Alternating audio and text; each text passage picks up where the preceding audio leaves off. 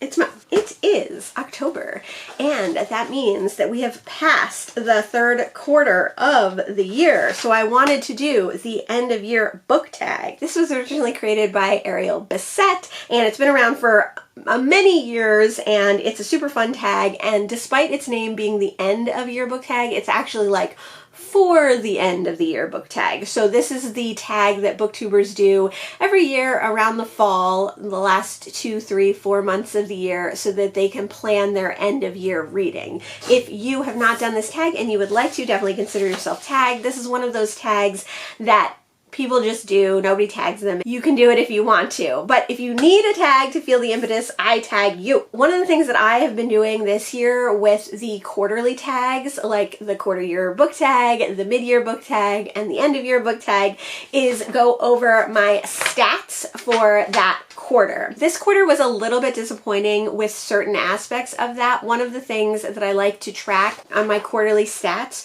is my ratio of Black, Indigenous, person of color authors, Asian authors, Indian authors, all sorts of people of color versus white authors. And my goal for the year has been to read at least 50%, if not more, person of color. And unfortunately, this was my worst quarter yet, and I only read 29.5% books by people of color this quarter, which sucks. And then another bad statistic is that I have been trying to read at least 25% queer books this year. So books with some kind of queer rep, queer character, trans character, sometimes queer coded books depending on how queer coded they are, or books by authors who are queer, non-binary, trans, etc. In this quarter, I only read 15.9% queer books. So both those stats I'm really hoping to change for the last quarter of the year, and I'm hoping that I will be able to turn it around and meet my goals of 50% BIPOC authors and 25% queer authors. I did read a good amount of nonfiction this quarter. I read 7 nonfiction books, which is 15.9%, the same amount of nonfiction books that I read queer books. I also read a lot of translated work this quarter because it was Women in Translation Month in August. This quarter, I think I read the most translated out of all the 3 quarters so far. I read 20.5% translated works. I would love to get that up to what's realistic. I think maybe like 30% translated works for my overall reading. I don't think I've hit that because I think the first quarter I didn't read any translated works, but I would love to get it to be so that I read 25 to 30. I think 30 is a safe bet to say 30% translated works because I do love books in translation. I read books by authors from America, England, Japan, Australia, Korea, Ireland, Canada, India, Russia, Poland, and Swedish, I believe, this quarter, which is exciting. I read the most contemporary works, and then sci-fi, nonfiction, horror, short stories, poetry.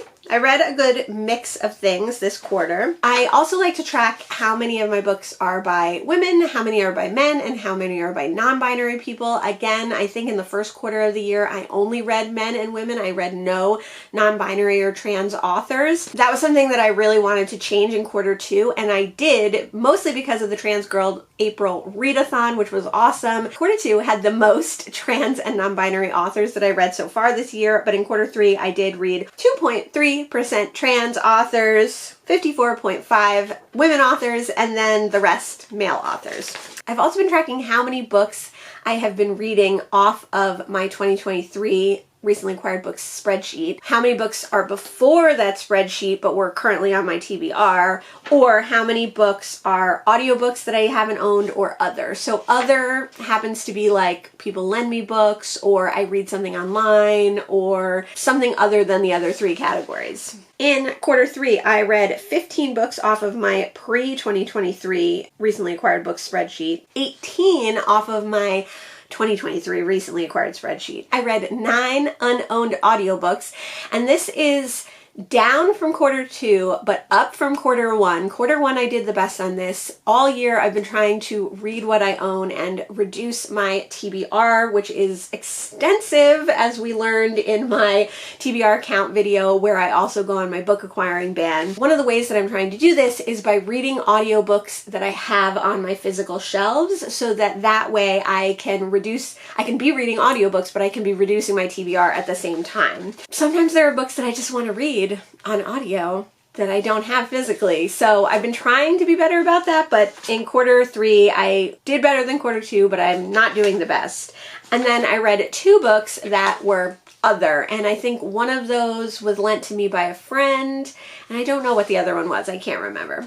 So those are all the stats that I like to track on my quarterly goals. I'm excited to look at my 4th quarter numbers, and then I've already started combining all those numbers to look at for the total of the year, and so far I'm feeling okay about that. This last quarter is gonna be the make or break, though, for the goals that I really care about, which are the BIPOC books and queer books goals. Now on to the questions for the end of the year book tag. Question number 1, any books you started this year that you still need to finish? And I have one book that I need to finish.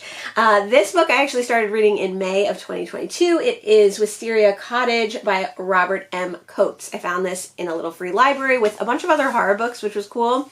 And this is a kind of modern classic horror book that was written in 1948 but has kind of been forgotten. It opens with a doctor at a mental institution talking about a case of a young man who is in their mental institution who has murdered a family. So you know that this is not a great guy. And then the chapters progress from the point of view of that young man and how he has come to know this family, 2 sisters and a mother, and how he took them to Wisteria Cottage. But I'm 100 pages in and he's creepy. He's horrible to read from. My favorite parts in the beginning were the doctor's notes and kind of talking about this case, but nothing very much has happened. It's a little bit repetitive and it's a lot like dry and slow burn. Well, we know that our main character is creepy. We know that there's something off about him. We know that he has dark fantasies, but it's not super engaging. I do like it and I am interested to find out how it all wraps up and ties together, but like it's kind of hard to read. I started reading it again in August of this year and I read some in September, but I was really only able to read like 3 or 4 pages at a time before it got kind of too dry for me. So I do really want to finish this. I'm kind of hoping to finish it for Gothtober in October. Question number 2 is, do you have any autumnal books to transition towards the end of the year? And this could be spring books if you're in the other hemisphere. So I think all the books that I picked for Gothtober would be good autumnal books to transfer into the end of the year. I also picked out a bunch of thrillers that I want to read during October. I also have a couple of books on my TBR that I have been putting off reading, like Florida by Lauren Goss. Even though I think that's more of an end of summer type book, I still think it'll be a good book to transition into the end of the year. Question number 3, any new releases you're still waiting for? So as we know, I don't follow new releases. I don't read new releases. I haven't read a book from 2023 yet, which you'll know if you saw my Have I Read a Book from Every Year That I've Been Alive video. I have not yet read a 2023 release. I have 2 2023 releases that I found in little free libraries that are on my October pile of possibilities.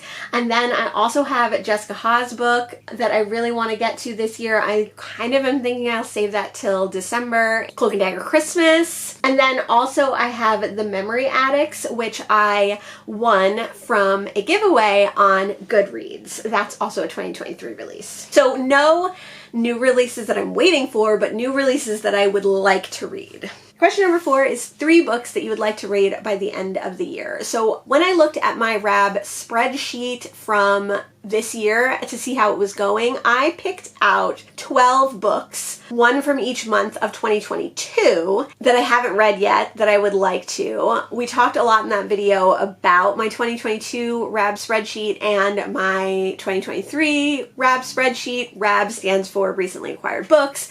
So I would love to read any 3 more more off of that list. I have read a couple already off of that list, but I would love to read any 3 more of those. I would love to get to my thrillers this month. I would love to get to my October pile this month. I'm also really excited to read nonfiction for Nonfiction November, so pick 3 of those books. But there aren't 3 besides this one that I really need to read besides the end of the year. Although you could count my TBR spin books because there are 3 of those left. So those are 3 that I also need to read by the end of the year. Question number 5 is there a book that could still shock you and become a favorite of the year? Yes, always. I have had a couple of favorites this year, but not as many as in 2022, but I'm always open to reading more and seeing more, and I never know because I don't really read the synopses of books. I never know what books are about. I never know what books I'm going to love, what books I'm not going to love. So there are definitely books that could still shock me and become favorites of the year. And the last question, question number 6, is have you started making reading plans for 2024? Not really. I vaguely sort of started planning out a little bit of content, kind of just making lists of the videos that I want to make sure to get done in January and at the very end of 2023 that might carry over into January. I want to make sure that I do like certain videos, like my favorite and least favorite covers of the year videos before I unhaul the books, because last year I had unhauled the books or lent them out to people before doing that video and it didn't live up to my standards of having the physical books there. One of the goals for that video is to only pick like physical books that I read. I'm planning on doing a series check-in, so I think it's going to be a lot of series, a lot of series, and I think probably 2024 will be a good time to read those. I'm planning on continuing my book acquiring ban into 2024, so reading off of my TBR shelf is going to be super important in especially the beginning of the year. I'm already planning on doing a year-long TBR of 12 more books off of my 2022 spreadsheet and 12 books off my 2023 spreadsheet to get read for the year. I'm making plans like that, but like I don't know what those books are going to be yet. So I'm not making reading plans as far as what books I'm going to read, but I am making reading plans of that there's a lot of books that I need to read. So that was the end of the year book tag. Let me know how you did in the 3rd quarter. Did you meet the goals that you were hoping to meet? Did you read a lot of good books? Let me know how you're planning your reading for the end of the year. Thanks so much for joining me today, and I'll see you in the next one. Bye!